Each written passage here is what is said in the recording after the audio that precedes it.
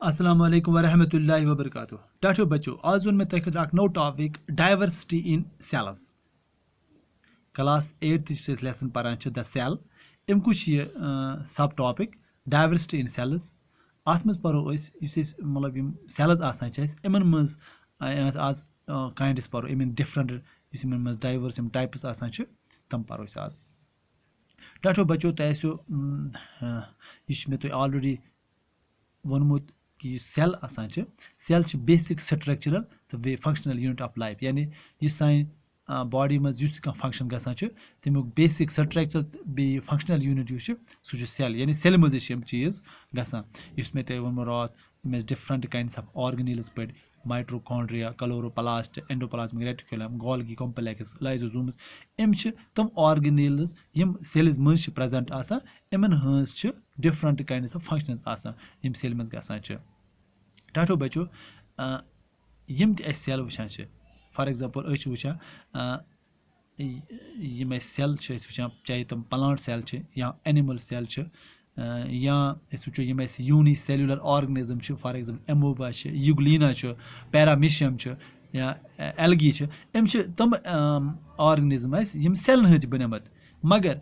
यम cell यम आसान एम सेम आसान, एम आसान आइडेंटिकल कह, यानी हिशे एम सारे सेल आसान कह। यानी प्लांट सेल एनिमल सेल हेक सेम कह। इथे कन यूनी सेल इथन एमोबास मज या पैरामीशियम या एल्गी एम सेल आसान आइडेंटिकल, यानी सेम आसान कह। फॉर एग्जांपल स्ट्रक्चर अगर वो यम सेल, चाहे सह प्लांट सेल चाहे सह एनिमल सेल चाहे सह यूनी सेलुलर ऑर्गेनिज्म यानी कह एमोबा इमन सेलन मज कह स्ट्रक्चर्स आसान। फॉर एग्जांपल मे वो या सेल पार्ट्स आसान इथन न्यूक्लियस, माइट्रोकॉन्ड्रिया, साइटोप्लाज्म तो एम तम यम कॉमन आसान टू ऑल सेल्स, मगर न्यूक्लियस, माइट्रोकॉन्ड्रिया एंड साइटोप्लाज्म इहज शेप, इहज साइज बे कंटेंट कोता अकिस इंडिविजुअल सेल में आसान, अत मज आसान लॉट ऑफ वेरिएशन, यानी तथ मज सह हेक सेम आसित कि सह आसान डिफरेंट। यम फीचर्स यार टाठो बच्चों यम फीचर्स आसान एम फीचर्स एम closely linked to the functions which the cell perform, यानी पत कम हिसाब अत सेल मज कुस कुस फंक्शन गसान तम हिसाब एम आसान पन पन काम करान। फॉर एग्जांपल निमो यम गोटे निमो पान डाइवर्सिटी सेल अत मज निमो गोटे यूनी सेलुलर ऑर्गेनिज्मस। फॉर एग्जांपल निमो यूनी सेलुलर ऑर्गेनिज्म मज निमो एमोबा। एमोबा सह सिंगल सेलर या यूनी सेलुलर ऑर्गेनिज्म यथ मज क्या गसान, यह न्यूट्रिशन अत सिंगल अत मज क्या गसान अत सेल मज सिंगल सेल ऑर्गेनिज्म यम सानी बॉडी मज फंक्शन गसान। For example nutrition, respiration, excretion, growth and reproduction एम इथन मल्टी सेलुलर ऑर्गेनिज्म मज यम तमाम यम फंक्शन गसान। यमे फंक्शन गसान अमिस यूनी सेलुलर ऑर्गेनिज्म एमोबास मज या यूग्लिना या पैरामीशियम या यम कह एल्गी इमन मज यमे फंक्शन गसान। इथे कन वो मगर यम अत मज चीज वुचन यम फंक्शनस यम काम सानिस सिंगल सेलस मज गसान तमे, यानी तम फंक्शन अस मज फंक्शन यम गसान तम सानिस यम मल्टी सेलुलर ऑर्गेनिज्म इमन मज एम फंक्शन आम डिवाइड कर। फॉर एग्जांपल रेस्पिरेशन गस या इस पर एक्सक्रीशन गसान या ग्रोथ गसान या रिप्रोडक्शन गसान या बेत फंक्शन गसान तथ खतर अल्लाह ताला थमिस एम तमाम, यानी न्यूट्रिशन अत मज अलग ग्रुप ऑफ सेल्स, यानी ग्रुप ऑफ सेल्स यम फंक्शन करान। फॉर एग्जांपल यम सेल्स आसान इमन पन पन फंक्शन। यम निमो example sense organ. For example 5 sense organs, eye sense organ, nose sense organ,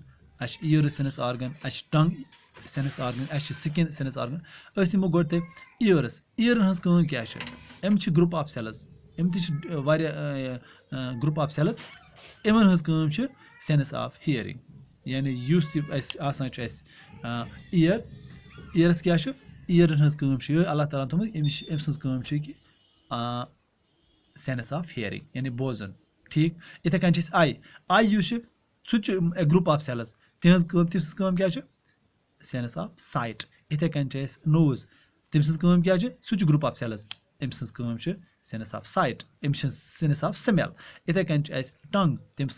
तमिस अल्लाह ताला थमिस टंग अल्लाह तबारक ताला सान टंग ये जेव वन तमिस जे टेस्ट बड्स तम टेस्ट बड्स वो बिटर टेस्ट सोर टेस्ट या स्वीट यानी चुक मुदुर टुट यह जे सक वो तिक जे सन सेंस ऑफ इथे अगर सिकिन वो सिकिन सो कुन सात कर फील अम सो हॉट कोल्ड अम सो महसूस कर फील कर गो यम सेल्स डिफरेंट मगर प्रत कुन सेल डिफरेंट फंक्शन या तेल वो all the sales do not do all the jobs यानी यम सेल्स इन प्रत कुन सेल पन पन फंक्शन यानी अम अम कर सारे अके कस्म कह बल्कि ऑल द सेल्स यम तमिन अलग अलग फंक्शन ठीक अत वुचान वन डिवीजन ऑफ लेबर यह डिवीजन ऑफ लेबर यह मगर मल्टी सेल्युलर ऑर्गेनिज्म मज फॉर एग्जांपल वुचान ग्रुप ऑफ सेल्स आसान तमन मज variability in their shape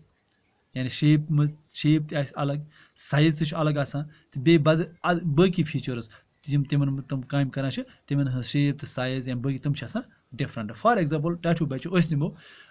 uni cell number NaMo cell number मीनस कि अड़ ऑर्गेनिज्म तम यम सिर्फ अक सेल हंद बने अड़ ऑर्गेनिज्म तम अक खुद ज्यादा सेल हंद बने जो त्रे इथे कन अड़ ऑर्गेनिज्म तम यम तकरीबन 100 या 200 यम सेल आसन ते हंद बने अड़ ऑर्गेनिज्म तम यम क्या सेवरल मिलियन सेल हंद आसान बने फॉर एग्जांपल अत यूनिट एमोबा सिंगल सेलड इथे कन कह एलगी तम बने जस्ट फ्यू हंड्रेड सेलन हंद बने तो इथे कन कह मतलब plant animal several million Selan हंद बने डॉक्टर बचो न्यू बॉर्न बेबी घर बच दिवान ये बच कह जे यह तकरीबन एटलीस्ट 2000 मिलियन सेलन हुंद न्यू बॉर्न बेबी बने डॉक्टर बचो पे सेल साइज चाहे सह प्लांट सेल या एनिमल सेल या कह बर्ड्स तिहन सेल यम लिविंग ऑर्गेनिज्म एमो मज सेल बना एमो मज सारे मज लार्जेस्ट एनिमल सेल यानी एनिमल मज largest animal cell naked eye सकान वुचित लार्जेस्ट मगर तथ वन सह गई ऑस्ट्रिच बर्ड अम सुन एग यह लार्जेस्ट एनिमल सेल यह कोत बर्ड तकरीबन यह as big as 170 into 135 millimeter इथे कन टू बचो यह वो तुम दिख हेन यह हेन एग यानी कॉकर गर तम सुंद ठूल यह गो ऑस्ट्रिच यह ठूल कोत बोड़ इथे कन वो हेन अम सुंद एग तकरीबन 80 into 45 millimeter इथे कन हमिंग बर्ड यह स्मॉलेस्ट बर्ड अम सुंद एग तकरीबन 1.3 into 8 millimeter इथे कन वो रॉड शेप्ड जे रॉड्स यमन वन रॉड शेप्ड बैक्टीरिया डॉक्टर बचो यम सारे मज लकट अगर अच्छो सत वुचित यम तम यम नेकड आई सत वो कि बल्कि यम कम सत वुचान with the help of microscope okay doctor बचो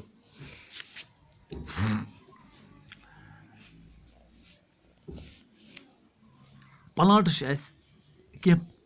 इन प्लांटन मज some algae have very big cells यानी कह एल्गी तमन मज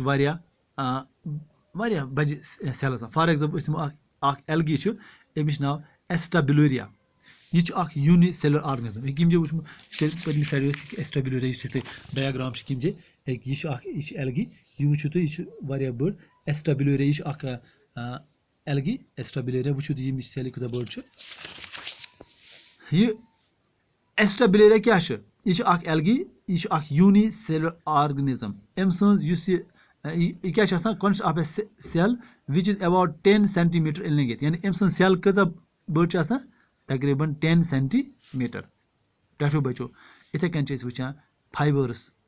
यम प्लांट मज for example jute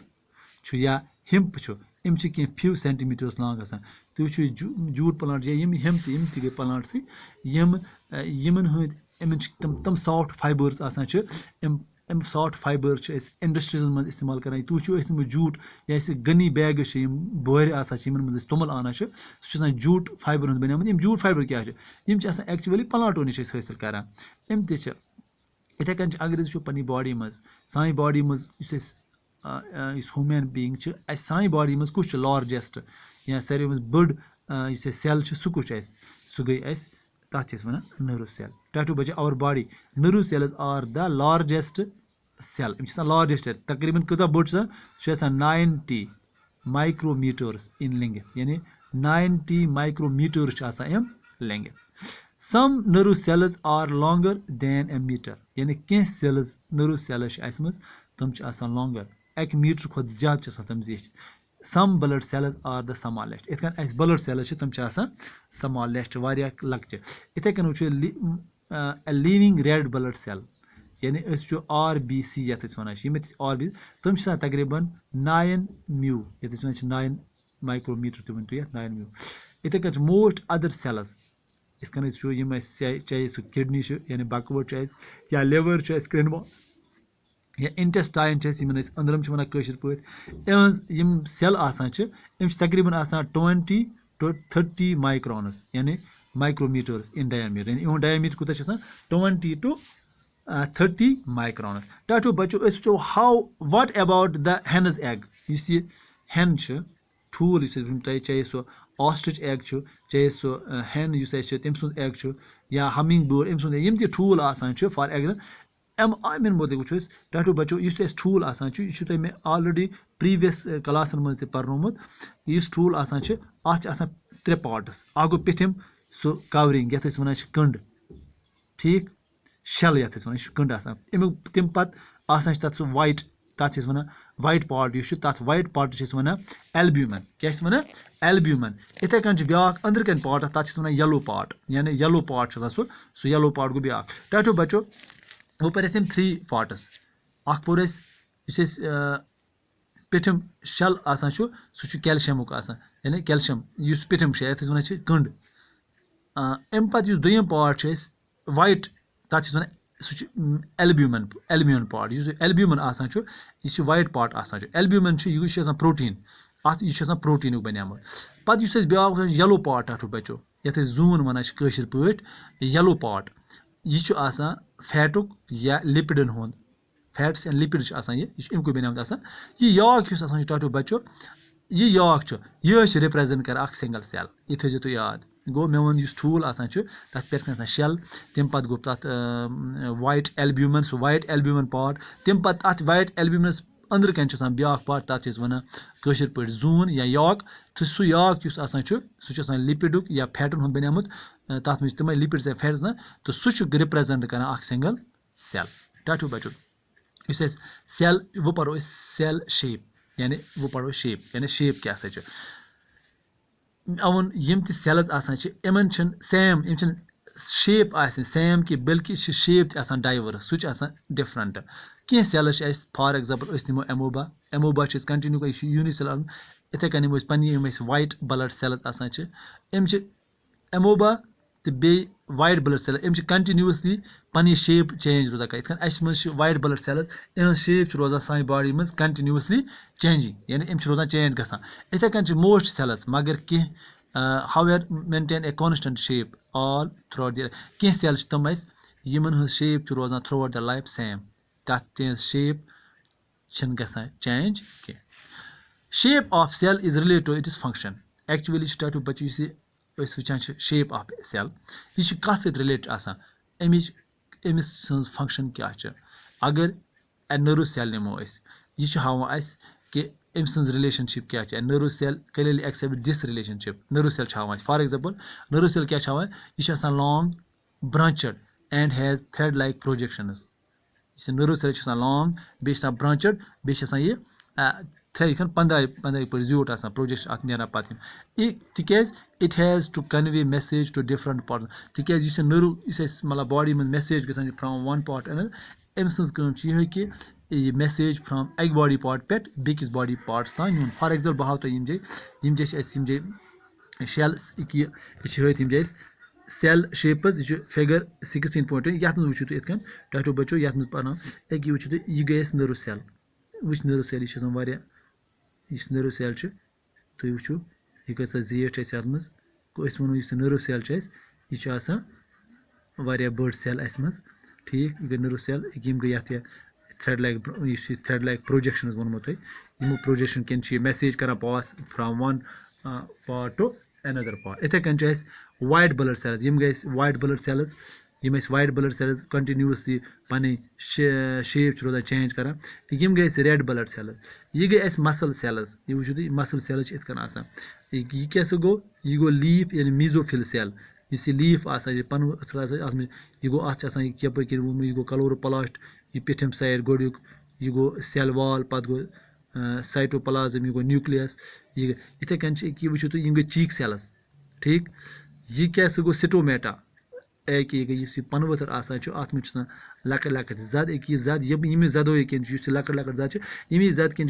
exchange of gases ये मज रेस्पिरेशन यम लकट पोर्स इन मज गाड सेल्स यह स्टोमेटा कन क्या लकट लकट यह लकट लकट पोर यप कन कार्बन डाइऑक्साइड चवान त्रावान ऑक्सीजन तो इथे कन यह वो तुम टाटो बचो यह गो ओनियन सेल यह गो स्किन सेल यम थोड़ा बहुत के डायग्राम वो पो लास्ट एंड इस लेसन मकलो वो क्या पोर अत करो रिकैपिचुलेशन क्या पोर ये basic facts of cell structure and function यह पो ये सेल मुतलिक पोर टाटो बचो on the base of above study already study कर लेसन मकलो पढ़ अत मज पढ़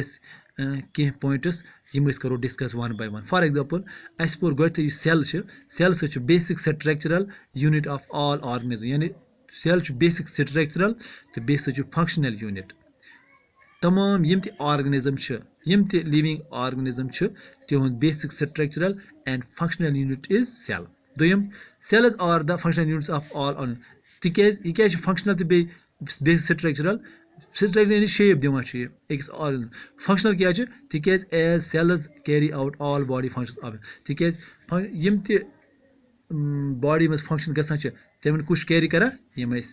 sales all cells contain cell organelles यम सेल इन मज अल्लाह ताला थम cell organelles functioning of cells is responsible for the function of यानी ये सेल मज यह फंक्शन गसान अत मज तो